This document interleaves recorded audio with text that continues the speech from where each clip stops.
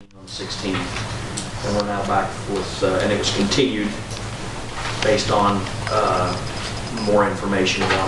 We wanted more information, correct? That's correct. So this project is in the Jordanelle and J-Spa area. It's on the east side of Highway 40, almost across from the gondola building, just slightly north of the gondola building and north of your, what is that, the name of that project to the south on the escape here? Cove. Yeah. So this is a project immediately north of the pile of dirt there, north of the fire station. Kind of a 3D view of where it sits. The point you can see on this J-Spot chart has 172 maximum ERUs. And throughout the J-Spot code, they're referred to as target densities.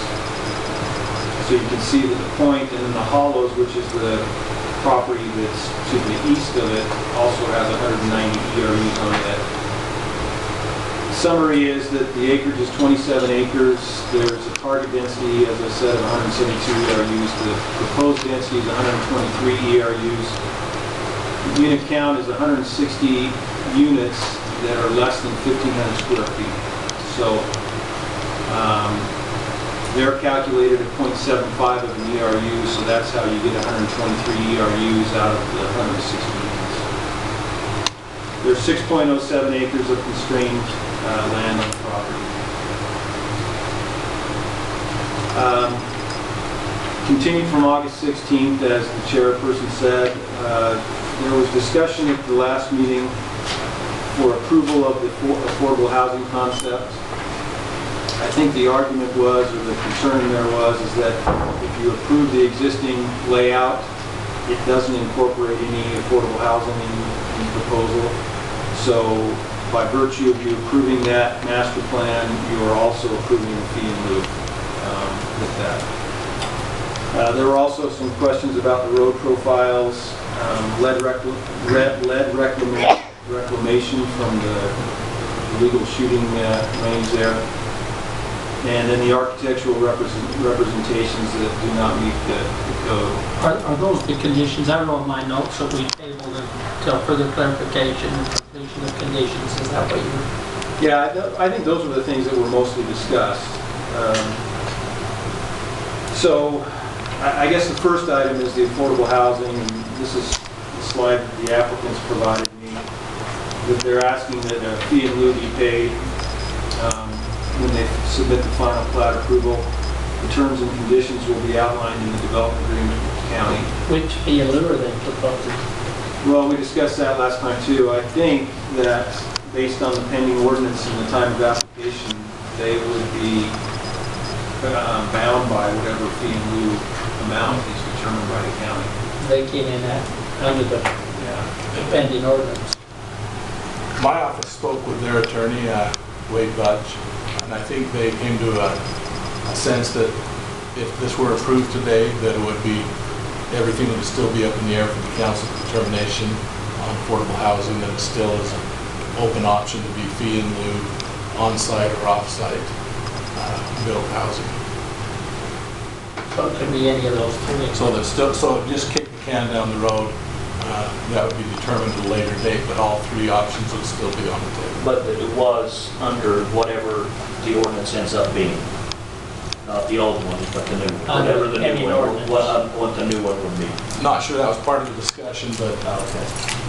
I guess it would be implied, though, if it's still up in the air, that it's under the pending one. Correct. Otherwise, it would be the old one. if we're under the pending one, then it would still be under the pending You one. may haven't finalized that. But my question on that would be, how could it be potentially on-site if we're approving a master plan that doesn't have it on-site? I understand the question from their attorney, but that doesn't make any sense. Well, didn't you say that they would consider those three options, which what you're saying is right? One of those You options can't isn't consider available. that option if you approve the master. If the master plan doesn't show it, right? Yeah, I would say so too. If this goes, it's not common, I mean, common sense would tell you. So that takes that option out. It'd be off-site or fee in lieu. Or you don't approve the master plan and you approve something different that has on-site. Once we know, Housing. yeah. Yeah, for example, the marina site plan that was recently approved for Mayflower showed apartments on the site for the affordable housing, and that was part of the master plan. So here we've got 160 townhomes that are all the same product and going to be sold at market rate. At least that's the intent. So On item number 9, it says there should be a letter from Mountain Community Housing Trust regarding the moderate income housing plan. So there we get a recommendation. well, I think the only thing we got was an email basically stating that here's your options, fee and lieu, build on site, or build off site. So it's obvious that their master plan would indicate that it would either be off-site or fee and lieu, Right. since it's not there. Right.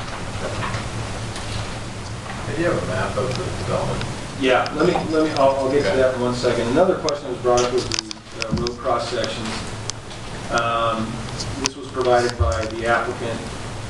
So we've got the right-of-way on top for the Jordanelle Parkway, which is a 75-foot right-of-way. You can see on the side of that, there's a 10-foot trail, which would be the asphalt trail along Jordanelle Parkway. I didn't get any updated cross sections, but this local interior road shows monolithic walks, which would most likely, I don't want to speak for Mike Davis, but most likely not be approved in an area like that. There would need to at least be a park strip, and it might be, a trail on one side or something that would have to be negotiated. But the cross section shows the 30 feet of asphalt, which is county code.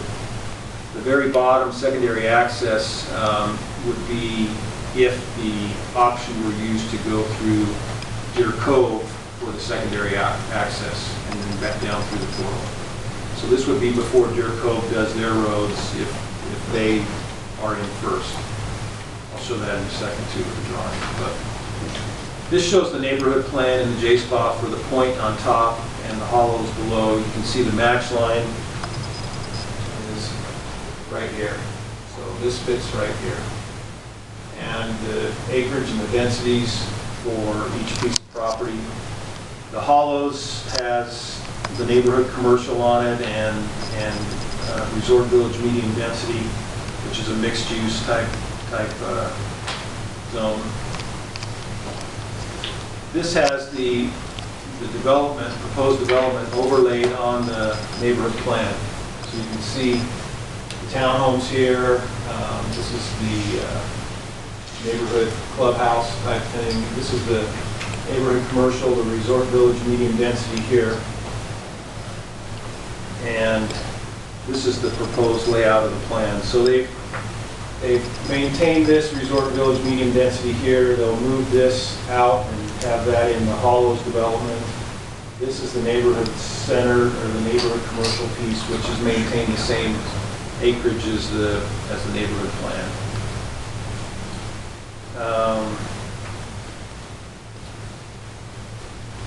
This shows the hollows property with the resort village medium density and the neighborhood center site on the property as well, the hollows property.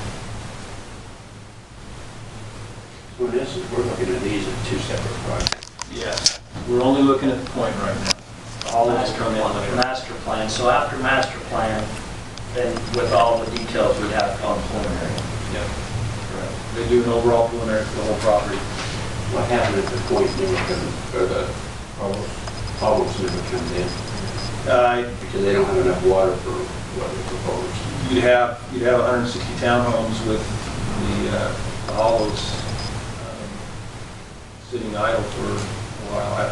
The parkway would go through the middle, and you'd have to be built as part of this. So you can have a master plan, you may not ever give a preliminary approval without the other.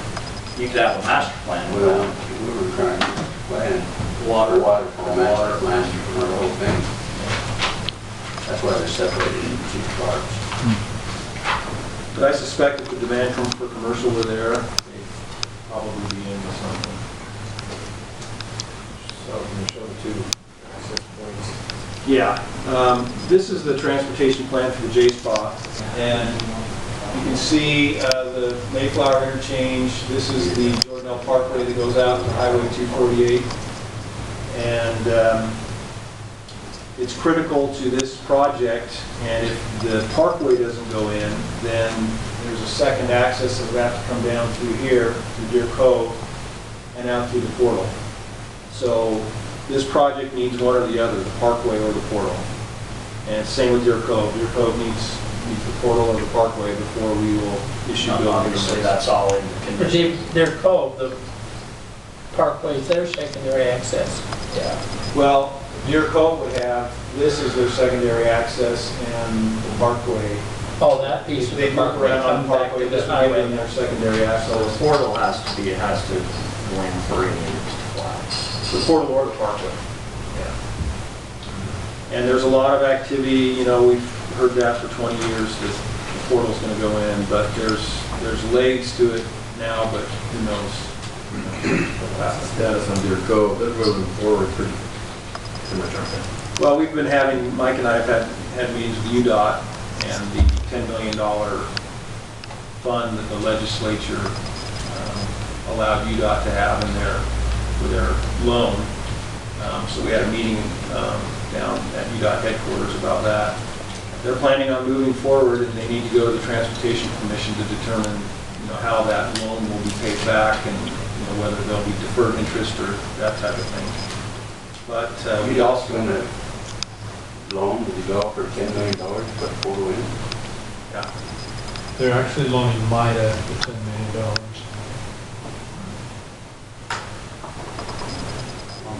UDOT is. Well, it's the UDOT, it's a fund that UDOT controls. It's not their money Yeah. specifically, but it's a fund they control. Okay, so as far as this one, Okay. I'm concerned, we're going to end up with all residential up there, just like we got in Northfield.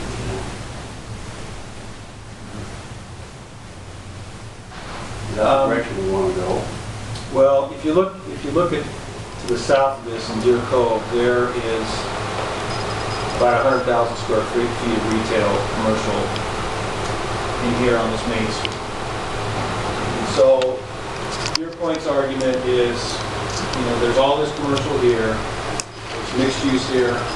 We will maintain this neighborhood commercial piece here, and if and when that's needed, it's still there.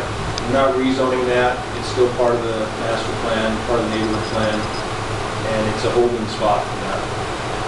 So, no one will do commercial until there's a need, and you can't do commercial until it's viable.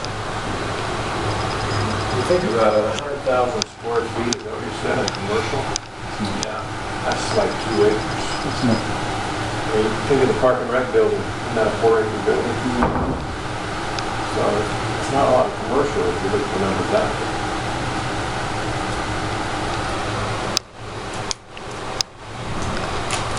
But there's little there, not very much. You've got a C-spot. Yeah. There's no real intent to have regional commercial up there. It's more of a ski support, recreation support type stuff. So you have, on these buildings that are shown here, you have a main street with ground floor retail, resort support, commercial restaurant, that type of thing, not regional, you know, Walmarts or markets. Well, I don't think we ever intended that. Yeah. Okay. This shows their 30% slopes. This shows their areas that are under 10% and open space under 10% grade. This is their trail plan. Part of the plan is to have a 10-foot asphalt walk that runs all along the parkway up to Highway 248.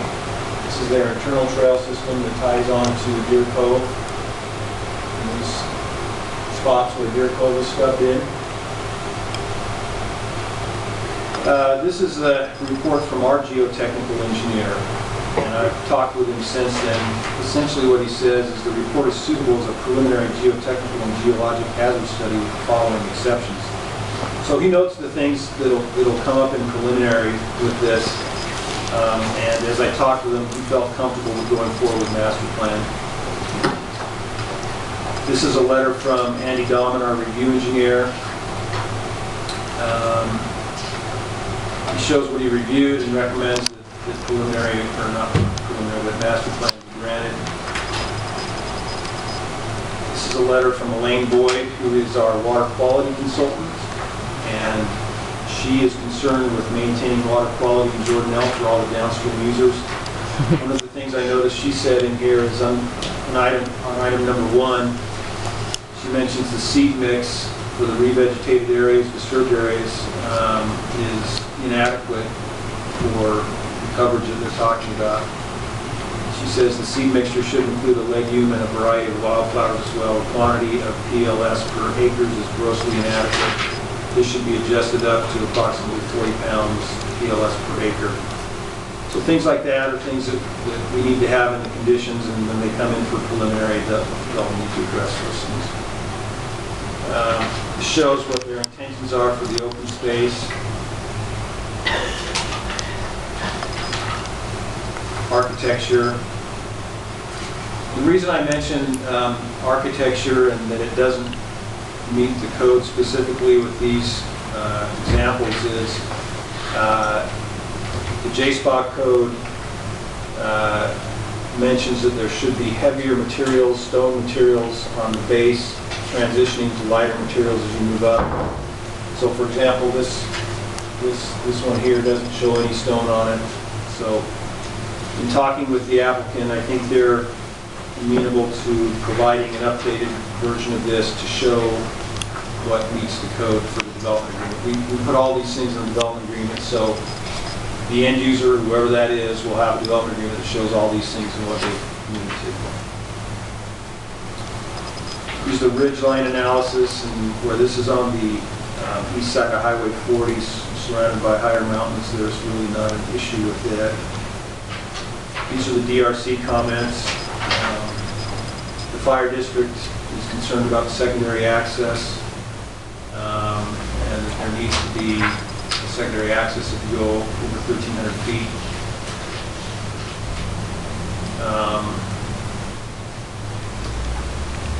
JSSD said the developer shall comply with all the water board stipulations as currently constituted or as potentially amended by the water board at their scheduled July meeting.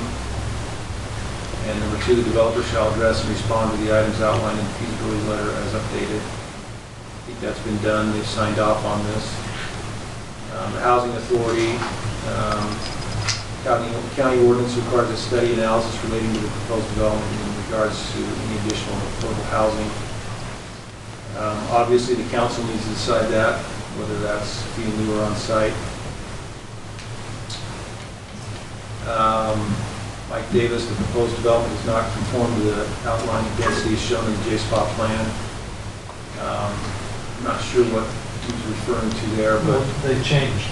yeah, that's true. I think the earlier From the version. time I reviewed this until now, it's changed. By how many?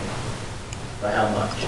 Well, they moved the unit out of that upper part, and they moved the hollows part across the highway. But this is what we've seen the planning commission seen, Yes. which was split out. How the hollows split Yeah, out. they had some units shown in the neighborhood commercial and in the resort village medium density that was part of the hollows, so that's been removed. Okay, the findings are the proposal generally complies with constraints analysis other than 3 buildings that encroach into 30% slopes. I've been told by the applicant that we need to, if the 30% slopes on the site are man-made, which we don't consider as part of 30% slopes. Are they tailings, or why are they man-made? They've just dumped them there. Off when they were doing the park, or the original grading on the parkway. That was one of the stockpiles. Okay. Number 2, and these are old findings, I didn't update these, but the proposal lessens the amount of resort village medium density and neighborhood commercial on the neighborhood plan. Neighborhood commercial has been changed to the same acreage. And the resort village, which is difficult because the resort village allows townhouses. It refers to mixed use, it refers to higher density stuff, but it also allows townhouses, so townhouses are in compliance with the code. The neighborhood plans are a high-level plan with land uses that can be somewhat manipulated or moved, but staff cannot waive the amount of mixed use and commercial on the site. The proposal changes the boundary between the Pointe and Hollows and raises the acreage in the Pointe and Hollows and lowers the acreages, raises the acreages in the Pointe and lowers the acreage in the Hollows. As proposed, staff believes an amendment to neighborhood plans would be required. We've worked that out. So I think this plan now is in conformance with the neighborhood plan. Staff could support maintaining, moving the RVMD and NC to have frontage on Jordanelle Parkway, which has been done. Proposal complies with open space requirements. The trail plan provides stubs to adjacent properties in compliance with the code. Renderings of building types provided do not meet all aspects of the J-Spot code. We've discussed that. That preliminary review of additional constraints could lower density. Proposed land uses and densities are in compliance with the target densities in the J-Spot for the particular site. Without the parkway or portal, building permits cannot be issued. Due to the general nature of a master plan, additional detail to resolve outstanding design issues will be required. Such detail will be provided in the materials and design handbook. And then lastly, concerns by the Planning Commission or Council relative to master plan related issues should be satisfied prior to approval. Vote by the J-Spot Planning Commission was 6-0 to recommend approval of the proposal. And I'm not sure why I put that in there. These are the conditions. So I put in red where we've come to a consensus or agreed to comply with those things. As mentioned on number 1, the 2 most west townhouse buildings have been removed. 10% contiguous usable open space under 10% slope has been agreed to. And I put all these conditions in there because we put these in the development agreement. This is tied to the specific master plan. Most developments we see are not built by the original developer. And so when a new person comes along, gets the development agreement, we want them to be aware of all these things. So a lot of these things, even though they've been agreed to, I feel like they still need to be in the development agreement, so they're tied to that master plan. Cross sections that comply with Title 14 are a variance for the county council.